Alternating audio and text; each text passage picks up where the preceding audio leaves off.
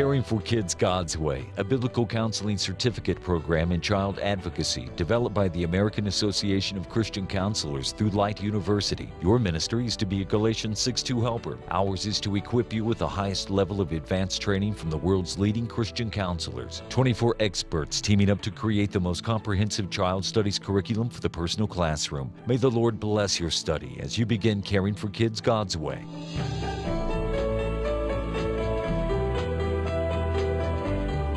Author of the Complete Stress Management Workbook, director of Fresh Start Divorce Recovery Seminars, and founder of Life Counseling Services, Caring for Kids God's Way presents Dr. Tom Whiteman, Divorce and Living in Blended Families. My parents were married 18 years before they got divorced. So they struggled through it, all along not really being real about what they truly felt and just compromising to each other's needs or wants or whatever. And so the day that it came, my parents asked my sister and me to come into the kitchen and sat us at the breakfast table. And I was sitting on my dad's knee, my sister was sitting on my mom's knee. And they said, "Kids, we gotta tell you something." Just like they were gonna tell us we're getting a dog. And they said, "Mommy and Daddy are gonna get a divorce." And I was in shock. I remember saying nothing. I remember just like, "What? You're what? Hold on, what?" And my sister was bawling. And she's 21 months older than me, just old enough at that time to really know what it meant. I didn't know. None of our friends were divorced. Our friends had families that were perfect. Everybody seemed like perfect, and we seemed like one of those perfect little families. And so I didn't even know what that was gonna mean. So for me, at 8 years old, it was the ultimate shock, because it wasn't just the shock of it happening, it was the shock of, what is this? What does it mean? What is it gonna mean for me? When I think about children of divorce, it takes me back to Eddie. Eddie was a kid that I grew up with in a suburban neighborhood outside of Philadelphia. I grew up in the late 60s, early 70s, and back then, what made Eddie stand out was the fact that he came from what we called a broken home. Now, Eddie was in trouble with the law. He grew up in a bad area, and he was in the public school with me. And of course, he was always in trouble. And I can remember the teachers saying about Eddie that he'll either end up dead or in jail by the time he's an adult. Now, Eddie moved away, and so I really don't know what happened to him, but I do remember Eddie as a kid who came from a broken home. Now, being a psychologist today, and I look back on that experience, and I think, now, you know, there must have been other kids who came from single-parent families. We don't call them broken homes anymore. We call them single-parent families. There must have been other kids, and yet they didn't stand out. Eddie did. For all of you who work with children, whether you're a parent or working with a child as a Sunday school teacher, a counselor, if you work with kids, then you're very aware of kids like Eddie, kids who are in trouble, maybe not so drastic, but certainly troubled children. And as we talk through this tape on children of divorce, what you'll discover is that these kids can be very challenging.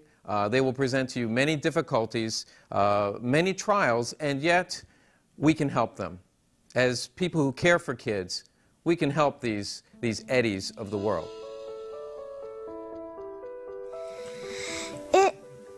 I've gone through a lot of stuff, same as my brother has, and we've gone through the anger is just from, why did our parents have to do this? I mean, everything was going fine, it seemed, and then just boom, it happens, and then you're just so mad at your parents for making it not work, and you want it to. I was angry because they were just like, we wouldn't be able to see one of them for a while, and it was just kind of weird and stuff. It's been difficult. It's been heartbreaking, and because of some of the things that have been said, and you know, having to put me in the middle of everything. The biggest thing I think though was the friends, my support group. I had this group of families, this family here and that family there, and we all lived right in the same cul-de-sac, and that was my world. And literally my world was taken. And that's how I felt. It was taken away from me. And I think a lot of kids, whether they can say it or not, they feel like they were robbed, cheated, stolen from. And for me, that meant anger. And for me, that meant resentment and confusion. But most of all, I think it was anger. But being so young, I didn't know what that was. I had never been angry. I mean, not like that. Never enough to be able to put it in words or understand what it meant. And I also couldn't express it. Well, if you work with children, or if you're a parent who's gone through a divorce, you're very aware of the negative statistics. There's been a lot published about how much trouble it is when children go through divorce. In fact, as a counselor, I have a lot of people tell me that they stay together for the sake of the kids. The implication there is it's far worse if we end up getting a divorce. It's worse for our children. And when I talked about Eddie, you know, he's the only kid that I can ever remember when I was growing up having come from a broken home. Today, however, we find it's a lot more common. Here's some of the statistics. It's estimated that 45% of the children born today will at some point live in a single-parent family. 45% will live in a single-parent family. Now, what's even probably more disturbing is 1/3 of those kids will not have consistent visitation with their fathers. That's what leads to some of the trauma, some of the negative impact is the fact that they don't have a father involved in their life, and it creates that trauma for them that needs to be worked through. Another statistic for those who are looking at blended families or working with blended family situations, we know that of the marriages today, there will be more remarriages than first-time marriages. So we see that our society has really changed. You're probably very aware of that. We can all think of people who are going through this who need our help. Let's talk about how these kids turn out. There's a study that's been published. Judith Wallerstein and some of her associates have taken a look at a 40-year project of children of divorce and come up with 3 broad categories of how they turn out. The first category are those kids who seem to never get over it. The statistics say that on any measure, incarceration, drug abuse, teenage pregnancy, and mental illness, on any measure that it would be negative, it's found that children of divorce fare far worse. They come out on the high end of this statistic, unfortunately. So 1/3 of these kids seem to never get over it, meaning all of their life they struggle and they are troubled. Now, of course, we don't know which caused it. You know, in other words, part of it could be genetic if they had a predisposition to drink, predisposition for violent behavior. That may have happened with or without the divorce, but we do know that there is that first third of kids who seem to have lifelong problems. The second third of children of divorce, they go through the normal grieving process, meaning they have about a 2-year adjustment, maybe 2 to 5 year adjustment. And later on in life, they also have other struggles related to the divorce experience. This second third of children tend to be those ones where there's repeated problems. So for example, yes, I went through a divorce, but it was particularly ugly, and my parents went back to court several times. My dad got remarried and divorced again. Those kinds of things tend to extend the grieving so that it's not just the 2-year period, but then there's also a substantial period after that. The good news is, however, that in time, as adults, these kids seem to turn out okay, meaning they get married, they have their own kids. Yes, they continue to have struggles, but if you look at them just apart from their background and experience, you would just see them as the normal next-door neighbor. The final third that I want to talk about are those kids who seem to come out of it just fine. Yes, they go through a period of adjustment, and they do grieve the loss, and they miss their parent or parents. But these kids seem to come through it just fine. And again, if they live next door to you, you would not notice anything different about them. They seem perfectly fine. Now, as parents, as people who work with kids, we of course want to do all that we can to make sure that our kids end up in that final third, the kids who come out of this just fine. However, there might be some circumstances where there's not a whole lot we can do. For example, I'm raising 3 children. I find that they're very different needs, very different struggles, very different gifts and abilities. And so in any family, even if you try to do everything right, One might be very resilient and come out of it fine, whereas another might really struggle. However, there are things that we can do to help these kids, and that's what we want to talk about next. My biggest thought was it was my fault, and that I caused it because I was either doing something wrong, or I wasn't the perfect child, or she didn't want me anymore, or something, or he didn't want me anymore, so it was kind of like it was all my fault kind of thing. I felt sad all the time, and I would see my parents fighting, and that would just make me feel horrible. I mean, I'd run to my room and just, and then sometimes I'd even go to my brother's room and just be with him, because it felt so weird, because, when you're little, you don't really understand. When you're my age, you still don't understand. But when you're older, you know that it's happening and stuff, but you don't act like it is. And so right at my age is probably like one of the worst ages to go through a divorce. You have to remember that your kids didn't ask for this. Your kids weren't part of this. Your kids got stuck with this, and they don't know what to do. And you're still the parent, whether it's split or together. And you're their backbone, you're their rock, you're their everything. And if you don't think about those kids' need for you to be there for them, and you think about your own issues and how bad it hurts you, those kids will be so much worse off. At some point you have to realize as a parent, I deserve whatever I get. My kids deserve whatever I can give. Because you made the decision, they didn't.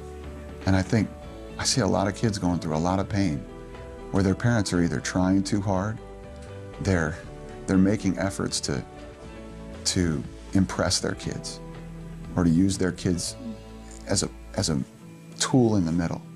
The kids in the middle idea is so true. They're just in the middle, and they're trying to survive there, and they don't know how to do it.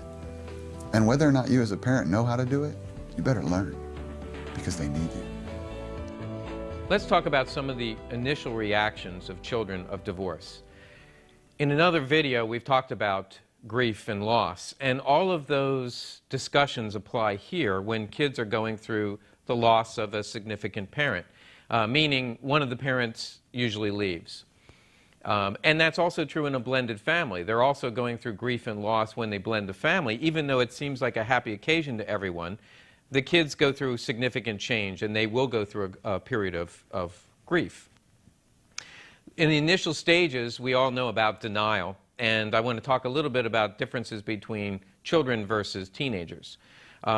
With children, the denial is more shock, disbelief. They don't understand what's going on. A lot of times a young child will be confused as to, well, who's going to take care of me? How am I going to eat? Where am I going to sleep? The issue for them is basic child care needs, and that's what, in these initial phases, you want to make sure they understand you're going to be okay, you will be taken care of.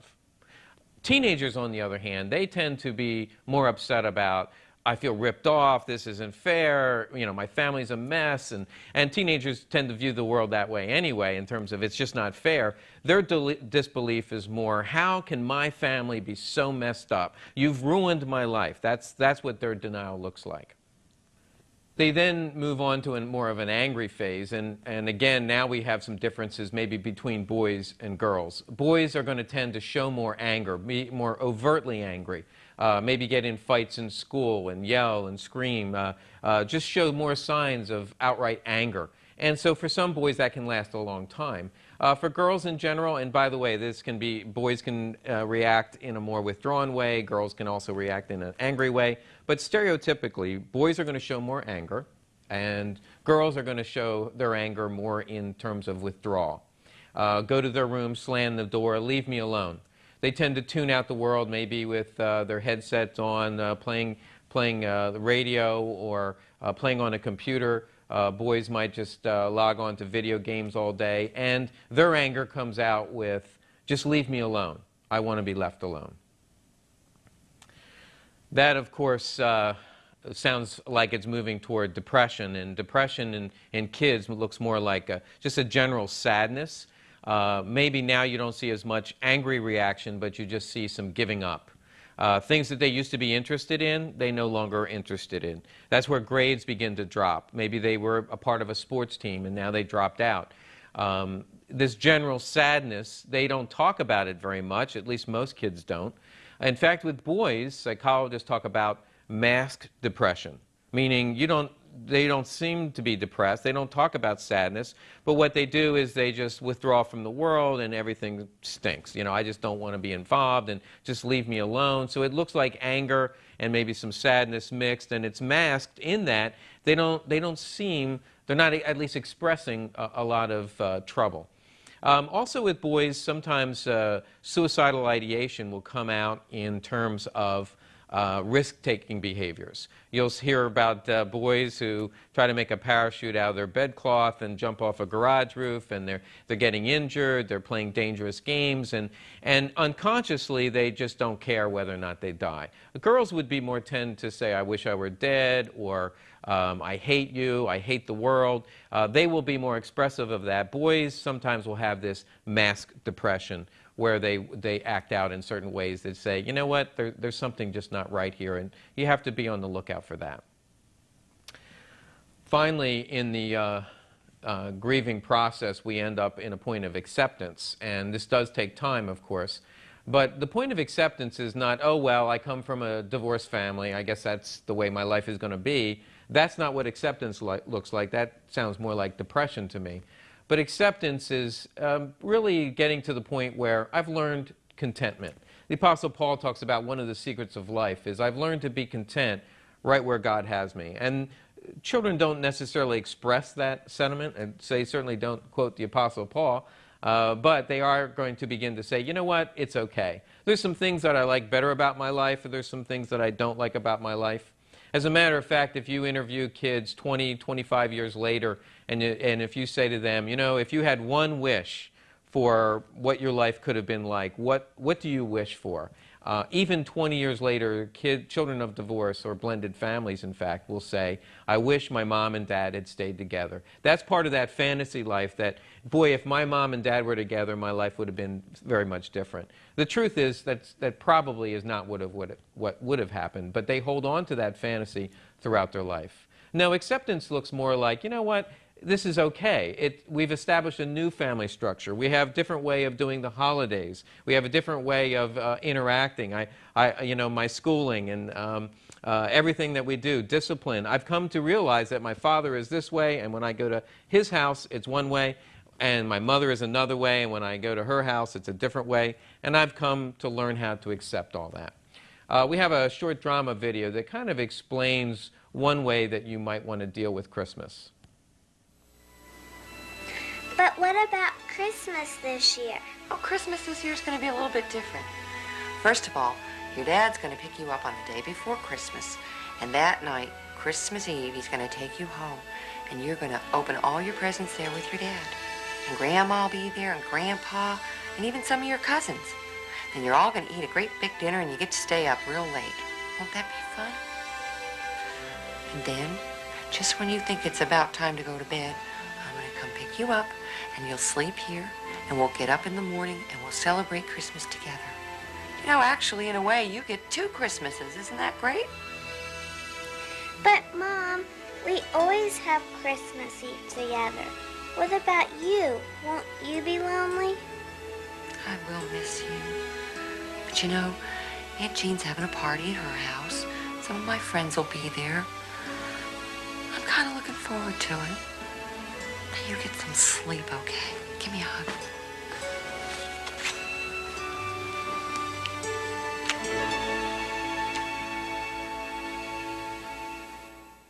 In terms of the stages of grieving that kids go through, these initial reactions, I've already mentioned time. How much time does it take? Well, this is where we all need to kind of grasp, just pause for a minute and let this sink in.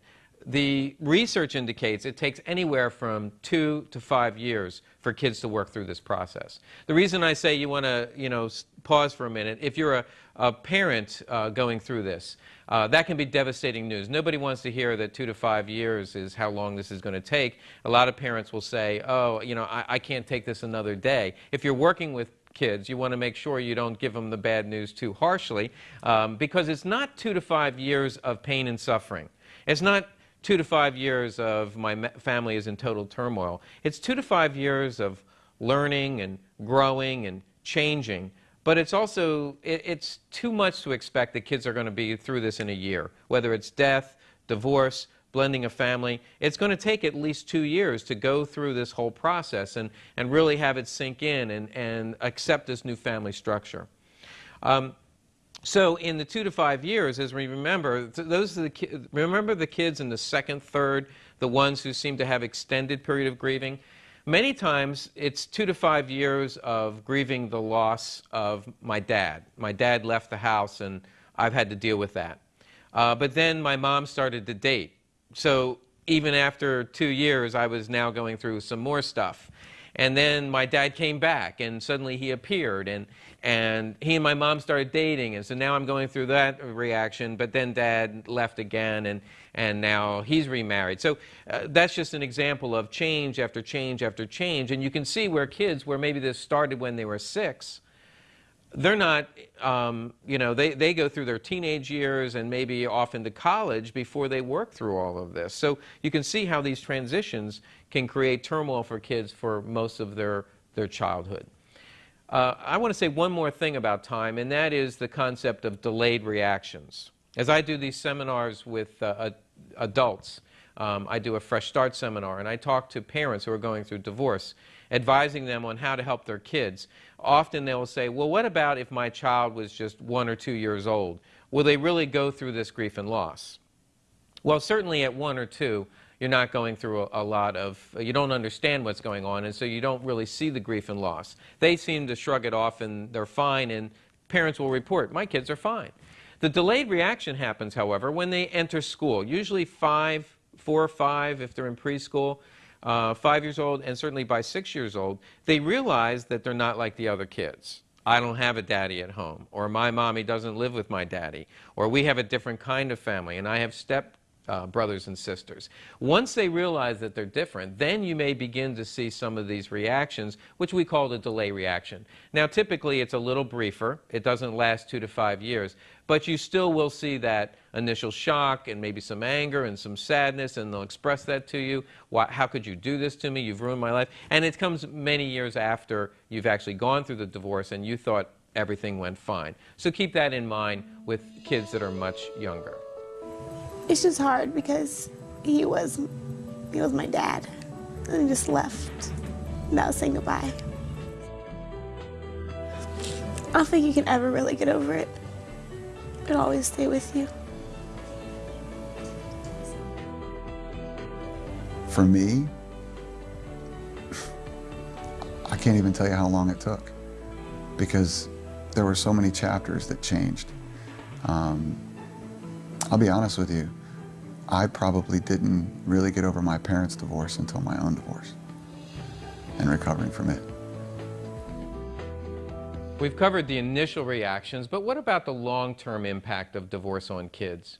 Again, looking at the study with Judith Wallerstein, she did a 40-year longitudinal study of children of divorce, and there's been other studies that have kind of tapped into this. We find that children of divorce, even the ones who seem to come through this okay, are going to have some long-term impact.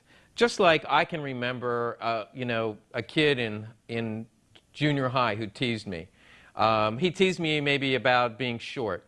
And so I carry that with throughout my life, and if somebody makes a comment, it still impacts me. It doesn't mean I'm deeply disturbed and in need of counseling, but it does mean the things that happened to me as a child, I do tend to carry them with me throughout my adult life. And certainly, if you're a child of divorce, that's going to happen.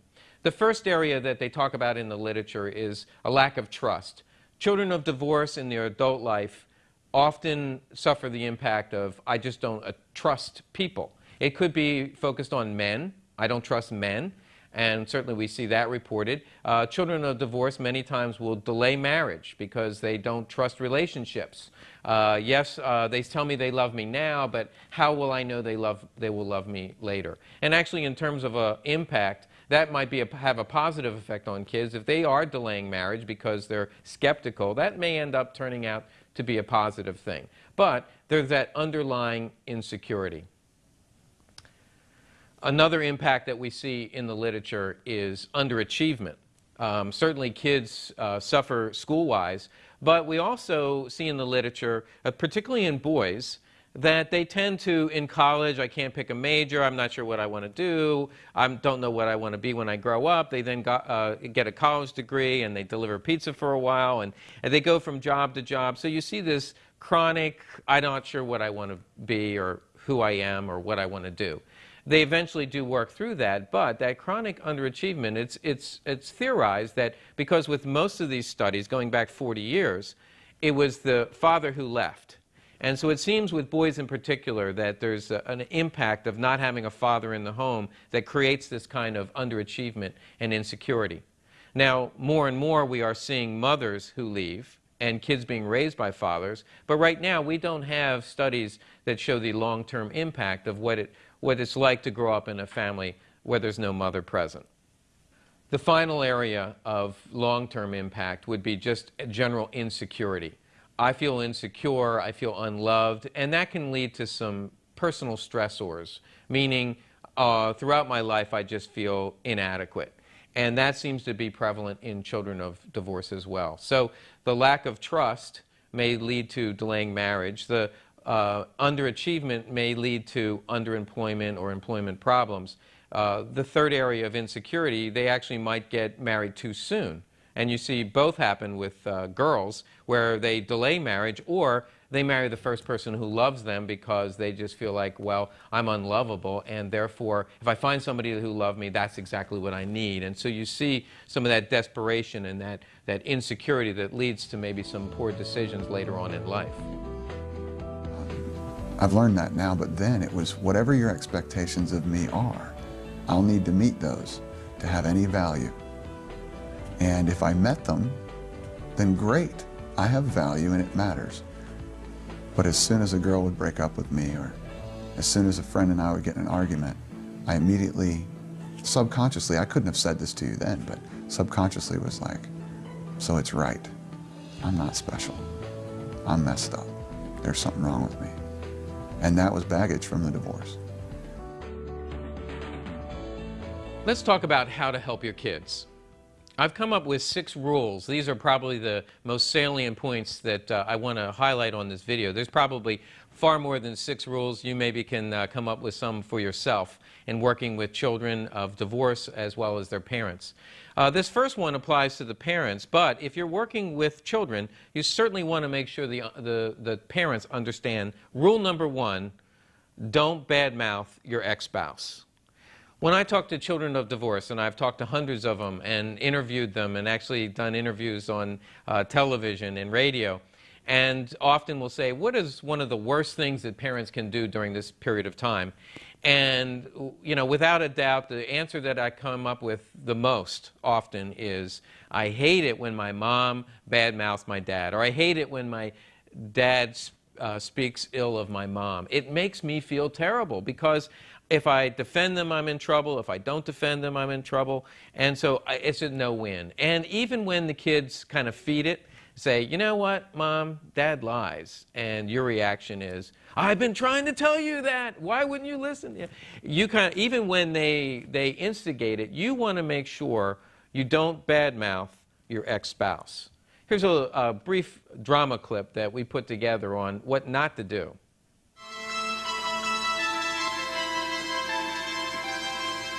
Hi, Mom. Hi, honey.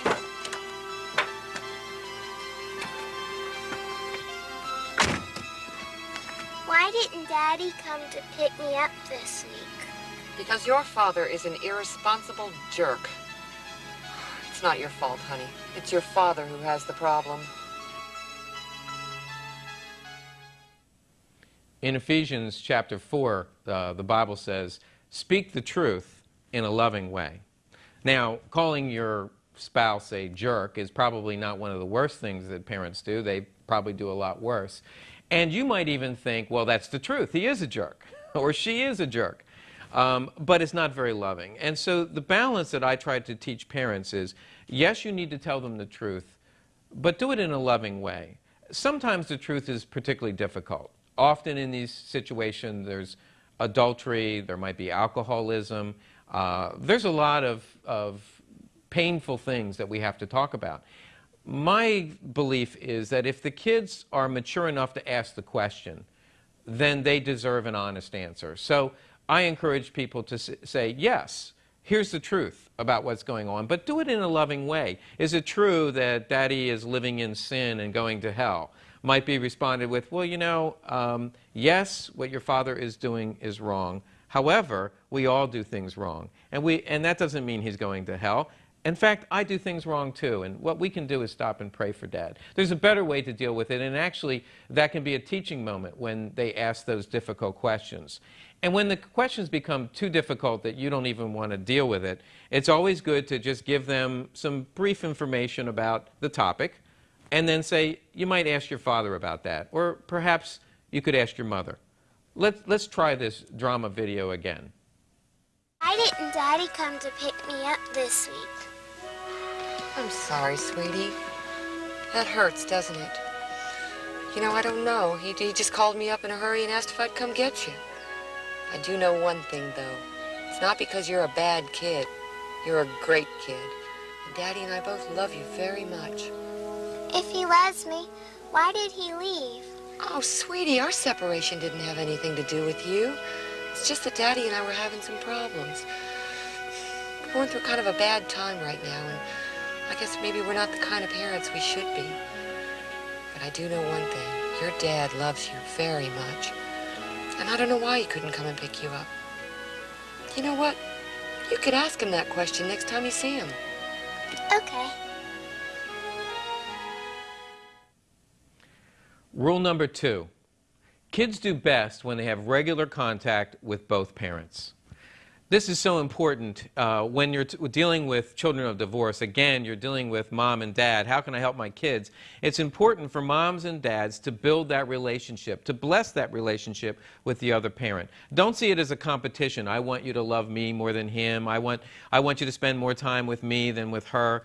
In fact, what you want to do is encourage that relationship. I want you to have a relationship with your father because that ultimately is what is best for your child. We have just dozens and dozens of examples where, maybe mom or dad kept them away from the other parent. And in the long run, in the short run, maybe that made them love the parent who was there. But in the long run, it just created all kinds of problems for the child. And they forever blame mom because they don't have a relationship with dad. Whether it was her fault or not, they will always blame mom, or vice versa, they always blame dad. So you want to make sure you build that relationship. Kids do best when they have regular contact with both parents. He made commitments to spend every other weekend with us. That lasted about 6 weeks, which is 3 visits. In those 3 visits, he took us to Toys R Us, bought us a bunch of toys, took us wherever we wanted to eat, and said, Daddy will always love you, he'll always be here. And the truth is, he wanted to say that, but he couldn't have meant it. He didn't know. And I wish he would have said, I won't always be there. I'll try, but there's gonna be times where I'm gonna let you down. And I need you to know that. But he didn't say that, because he was afraid. He was afraid to admit that he couldn't do it right and that he had failed. And that probably did more damage than anything because he set my expectation. And once I expected him to meet that, and he didn't, now it's not about you and mom. This is just about you and me. And I'm not worth you coming to see. I'm not special anymore. And so that really probably did the most damage. Now, there is an exception to rule number 2 that I have to go over, and that is there are some exceptions where it's best that they not have any contact with a parent who is physically or sexually abusive. That goes without saying, but whenever I say kids do best when they have regular contact, somebody is always going to come up with an exception. Well, what about this scenario?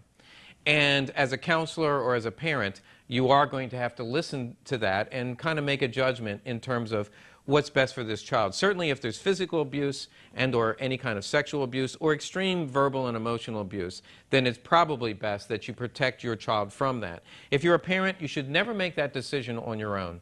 You are biased probably against the other parent, although you might be biased for them, meaning that, well, they said they were sorry, so I guess it's okay now.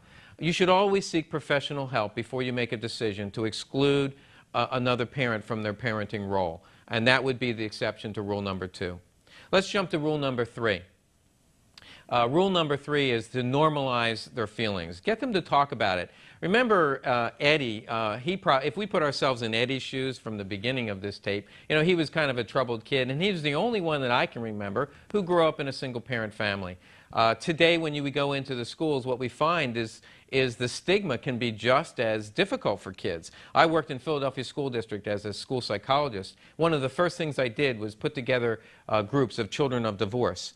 And one of the astounding things that I found, now this is inner city schools, where kids from single-parent families can be as high as 70 to 80%. And yet these kids would say, I thought I was the only one. I didn't realize anyone else was going through this. So we know that it's common for kids to feel like no one else is going through this. Even though they are, they don't realize that this is normal, and there's other kids just like me. And that's why I encourage kids to get into support groups. If there's a singles group in your church, usually the singles get together and the kids hang out together, and they realize that, wow, there's a bunch of kids in this church who all come from single-parent families. That is so healthy for kids in terms of normalizing their feelings, but also getting them to talk openly about it. That there's no stigma with this. This is just the way my family is. The same is true for blended families. I would say that getting together with other kids who have step-parents and stepchildren in their family and they've blended the families, it's really healthy for those kids to get together with other kids and talk about how their family is different, but also that it's very normal. Rule number 4, keep as many things as stable and consistent as you can. Kids come out of this best when there's stability in their lives. And one of the things that happens, of course, is turmoil erupts. People have to move, the standard of living is decreased, at least in the beginning. In a blended family, there's always those changes, and everything changes in my life. Kids do best when they have stability. There's some piece that you may not have control of, meaning we can no longer live here because I can't afford it.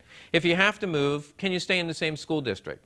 If you can't do that, can you stay in the same church? Whatever you can do to create stability for the kids, that can have a very positive effect.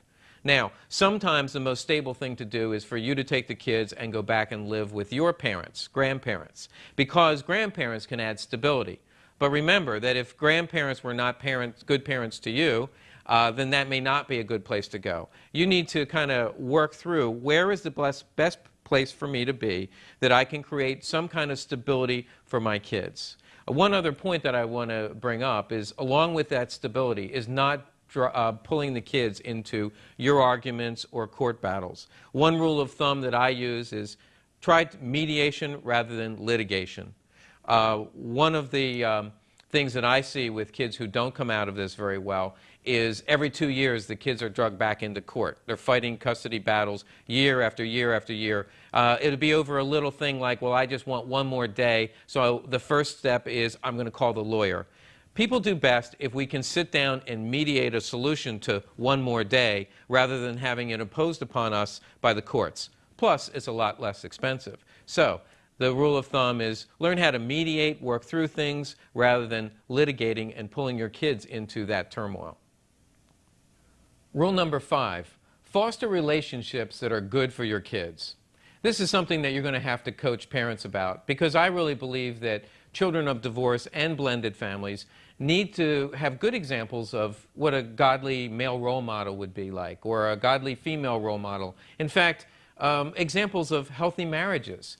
A lot of times churches can come alongside of the single-parent family or have support groups for single-parent families to help foster those kinds of relationships. Your kids need to spend Thanksgiving dinner with an intact family and kind of see a loving couple interacting with one another. Often, these healthy relationships are uncles, aunts, And certainly grandparents can be very important during this period of time. The key thing is that it's not somebody who's necessarily interested in getting to mom, using the children to get to mom, but it's somebody who's really invested in these children. Of course, you have to have healthy cautions, but foster those relationships that are going to be good for your kids. One poor example is a series of men or a series of women that you happen to date. That, again, is just building the more insecurity. Men are here and then they're gone. Moms are here and these women are around, but they never hang around. That fosters some of the insecurity and doesn't build that positive relationship that I'm looking for. Now, that leads me to the whole issue of dating, which, of course, single parents want to talk about. Well, what about dating?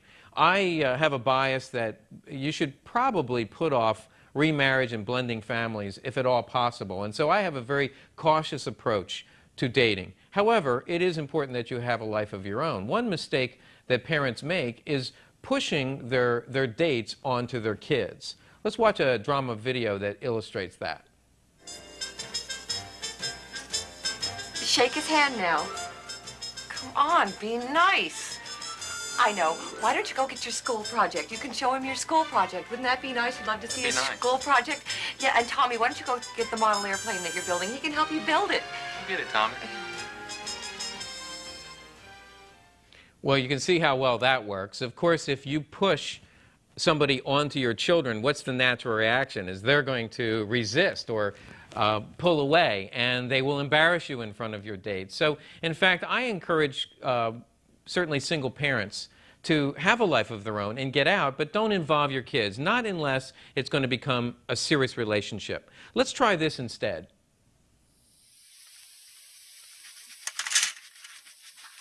Hi there. Hi. How are you? Good. How are you? Come on in. Thanks. Okay, kids, I'm getting ready to leave. Now, you have the telephone number where I'll be, and you can call me if it's something really important, okay? And Tracy's going to take good care of you. Okay, see ya. Why are you leaving, Mom? Yeah. Why are you leaving? Oh, honey, I'm just going to go out with some friends. You know, I get to have friends, too. Just like you like to go out and play with your friends. Well, sometimes I like to go out with my friends and do things. You know, you'll be in bed when I get home. But I'll come upstairs, and I'll tuck you in, and I'll kiss you goodnight. And when you wake up in the morning, I'll be here, okay? Okay. Now, you be good. And if you're good, Tracy will give you some ice cream later, all right? I love you. See you later. Come on, Catherine, let's play. Yeah, let's play.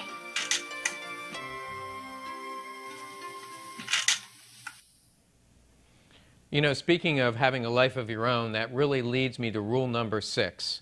And this is last but not least. This is an important point. One of the best predictors of your kids, children of divorce, coming through this okay, is your own adjustment.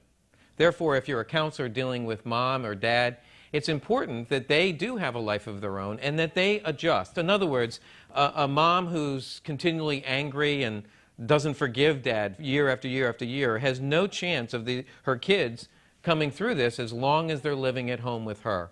So the study showed that the kids who come out of this best are kids who came from homes where mom or dad, typically the custodial parent, had worked on their own adjustment. They worked through their own issues. So it does mean that, you know, a lot of times mom will say, well, I can't afford counseling for me, but I'll send the kids. And I'll say, you know, your kids can't get better unless you get the help that you need. So as you're working with the children of divorce and blended families, it's also important that you instill into the parents how important it is for them to have a life of their own, get their own counseling, get their own help. If it's a blended family, I would also reiterate, one of the best predictors is a healthy marriage. If you have a blended family with an unhealthy marital relationship, then there's really no way that you're going to have peace and harmony in that home. So the best thing that you can do for the children of divorce is present them with a healthy mom and dad or a healthy marriage. You know, we started off this tape talking about Eddie and troubled kids, and I kind of implied that, you know, maybe some of the worst kids that I've ever had to deal with were children of divorce. But I also want to make sure I end on a positive note by telling you some of the best kids that I've ever worked with in my life were children of divorce. Let's take a look at some of them. I feel like a stronger person. Because, I mean, there's a lot of people I know that, like, I don't know what I would ever do if my parents got divorced. I was like that once too. I was like, it's hard, but life goes on. And that just really brings out who you are. They encouraged me and they were helping me. And they were like, you're gonna get through it, you're gonna be better. And I mean, I really believed them. And they did a lot of things for me that got off my mind, because I did horseback riding, because I had 2 horses. I did piano, ballet, and all those things I was taken out of when we were moving to Florida. And so I got back in ballet and piano. And so my grandparents were really helpful. And my mom, she would stop talking about bad things, and she was just really nice. And so she was really loving. I had a girl the other day come up to me who said, and she knows my story, and she's 13, and her parents just got divorced. And it was sudden and it was quick. And she had had a long talk with her dad, and she came and sat down with me, and she said, I don't know who else I can talk to about this. Because my dad wants to talk, but he says really weird things. And my mom can't talk, she just cries. I just need somebody to talk to about it that makes sense. And I told her, I said, well, I don't know if I can make sense of it the way you need me to, but I can tell you where I've been. And by being vulnerable to her and sharing with her what I felt, she understood a lot more about what she felt.